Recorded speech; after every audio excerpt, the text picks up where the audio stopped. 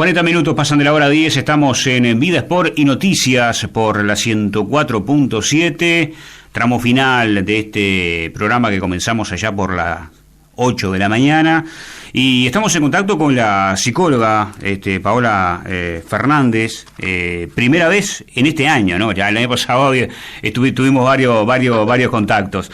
Paola, buenos días y gracias por recibirnos, ¿cómo estás? Hola, ¿qué tal? Muy buenos días para todos y bueno, gracias a ti por contactarme.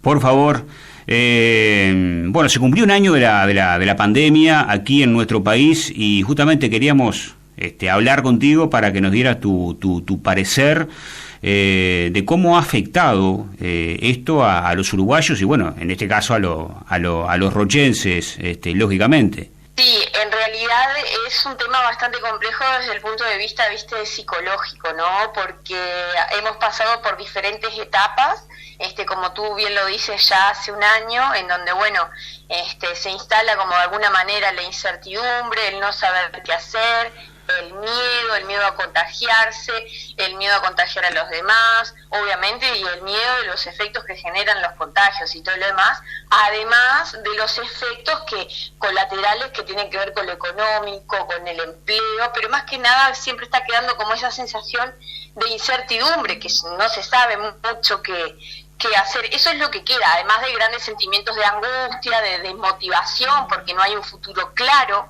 en torno a esto todavía, y bueno, ya venimos viviendo un año entre, bueno, encierro, no encierro, cuidados extremos, y bueno, eso ha generado determinados efectos que podemos de alguna manera ya percibirlos, pero también son efectos que también a nivel psicológico se ven a muy largo plazo también. Sí, y lo peor de todo, Paola, es que se cumplió un año y estamos en el peor momento aquí en nuestro país. Es increíble. Por suerte Uruguay tuvo, desde el punto de vista mío, ¿no? Tuvo como esa claridad de poner en marcha desde el principio medidas muy adecuadas y adelantarnos a un montón de cosas, viendo además las experiencias que habían tenido los demás países, que ya tenían como 3 o 4 meses de pandemia, en definitiva, ¿no? Donde todo el mundo estaba en un caos total, nosotros recién comenzábamos y por suerte, dentro de todo, considero que nos mantuvimos estables. Es curioso por qué se están dando esto de que los casos se están aumentando. Yo creo que la aparición de la vacuna dio una especie de seguridad. Sí. O de que bueno, esto se estaba terminando y que quizás estaba ya la cura, entonces me dio la sensación de que quizás ahí se minimizó o se minimizaron en realidad la protección. Sí, como que ha habido un afloje en líneas generales.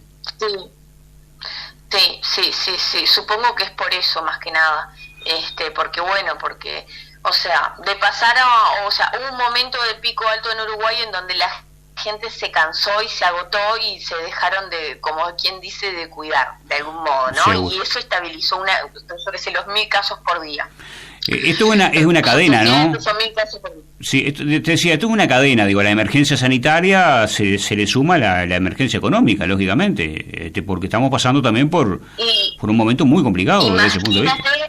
La desesperación de la gente, lo que debe de ser la gente, o sea, el estrés de estar viviendo hace un año con tapaboca, con miedo, no poder hacer las cosas como les gustaría hacer, no poder salir, no poder hacer un montón de cosas, ese estrés tan grande, sumándole las dificultades económicas. En realidad, yo lo percibí en la temporada y si bien vino mucha gente, en realidad de poder adquisitivo, nada que ver a años anteriores, ¿no? Seguro. O sea, como que eso se sintió y se va a seguir sintiendo durante el invierno, y yo creo que ese es el gran desafío que tiene que tener el departamento y el Uruguay en no tapar el sol con las manos y empezar a generar los mecanismos necesarios para generar fuentes de trabajo o empoderar determinados trabajos que ya están, porque realmente se siente la depresión económica. Recién estaba leyendo un artículo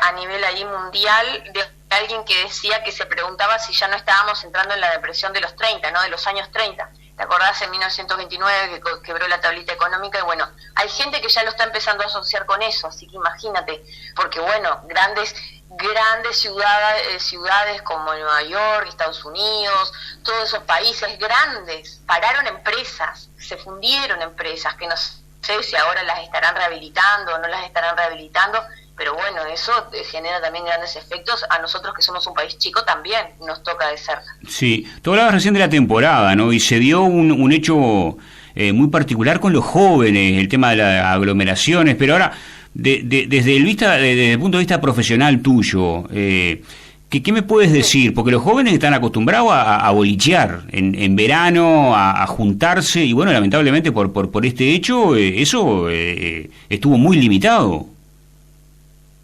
Sí, en realidad, claro, viste que es muy difícil cambiar hábitos de la noche a la mañana, hábitos que son, digamos, de años tras años, ¿no? Y de generación en generación.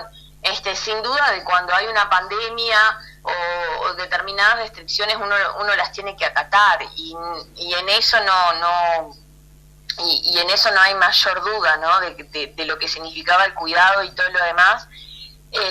Y nada, y en los niños también, y eso creó determinados efectos también en los adolescentes y también en los niños también, ¿no? De todas las restricciones que tenían que vivir, que tienen que vivir sin entender mucho de qué es lo que se trata este nuevo mundo que estamos viviendo. Sí, sí. Ahora, lo más afectados son la gente de mayor edad, ¿no? El tema de la soledad, yo me imagino que eso debe ser terrible. La gente de mayor edad en una extrema soledad. Ya viste cómo es el lugar que tiene la vejez en nuestra sociedad, sí. Que es un lugar bastante complicado de aislamiento y de abandono. Y bueno, se le sumó esto y realmente yo trabajando para la línea del 0819-20 de apoyo emocional, se veía que casi todos los casos que llamaban eran gente que estaba muy angustiada, solos, que pedían para ver a sus hijos, para ver a sus nietos, que nada, que no los podían ver y que estaban absolutamente solos en la mayoría de los casos. Y eso genera muchísima depresión, desmotivación, soledad, más de la que ya tienen, pero en realidad eso genera angustias muy profundas, ¿no? Muy profundas. Y bueno, realmente el tema de la vejez es una población muy vulnerable en ese sentido, que también ha estado muy afectada. Sí, sí. Y por ahí puede venir también el tema de los suicidios, ¿no? En esta franja etaria. Sí, mira, en Uruguay es impresionante los suicidios, ¿viste? Es como, yo te digo que trabajando en esta línea del 0819-20, de 10 llamadas que uno atendía, 7 eran por intentos de suicidio. O sea, es una locura. Qué bárbaro. Es una locura, es la gran epidemia que hay en el Uruguay, sí. es la gran epidemia que todos ocultan, no todos, que el gobierno oculta, que los gobiernos, no puedo decir el gobierno ahora que entró como algo, sino que año tras año, quien esté, es algo a lo que se le da sistemáticamente la espalda. Entonces, ya te digo, que tú agarres un número de teléfono y que entren llamadas porque necesitan apoyo psicológico y lo que la persona que se encuentra en un estado de crisis, de ideación suicida, es complejo, sí, es muy complejo. Mucha gente medicada, muchísima gente medicada. Y bueno, yo creo que esa es una de las pandemias que estamos viviendo también. Obviamente que esta pandemia, todo esto genera un montón de efectos. Sí, una cadena, que cambian nuestro sentido de existencia, nuestro sentido de vida. Dios, ya no estamos viendo la vida con los mismos ojos que mirábamos la vida hace un año atrás. Indudablemente. Y eso hay muchísimo que trabajar y hay que poner en palabras, ¿viste? Como para no actuar de determinadas cosas que estamos sintiendo, que estamos padeciendo y un montón de cosas, ¿viste? En otra oportunidad te vamos a llamar para hablar específicamente del tema suicidio porque es tremendo lo que pasa en nuestro país. Pero ahora, para cerrar con este tema de la pandemia y que se cumplió un año, ¿te has puesto a pensar, te has puesto a trabajar en el futuro? ¿Cuáles son los impactos que puede dejar esto en nosotros?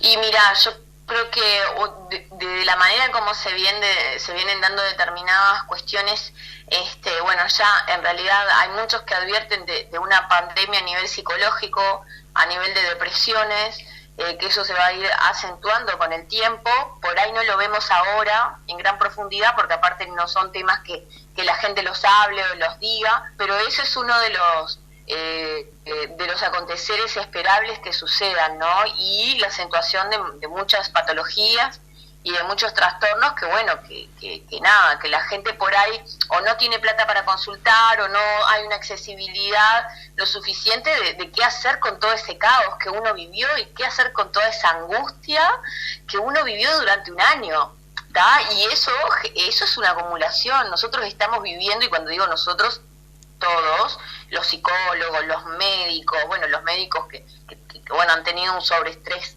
particular, pero todos, absolutamente de todos los aspectos de la sociedad, hemos vivido un estrés postraumático terrible, con determinadas consecuencias que tienen que ver con la ansiedad, que van a tener que ver con el pánico, que van a tener que ver con la depresión, todo eso. Y es importante poderlo tratar y ser consciente de eso, de cómo uno se siente justamente para cambiar un poco el rumbo, ¿viste? De esas situaciones en las que a veces nos encontramos y no nos damos cuenta, porque mucha gente se encuentra en esas situaciones y no se da del todo cuenta que está pasando por un momento difícil.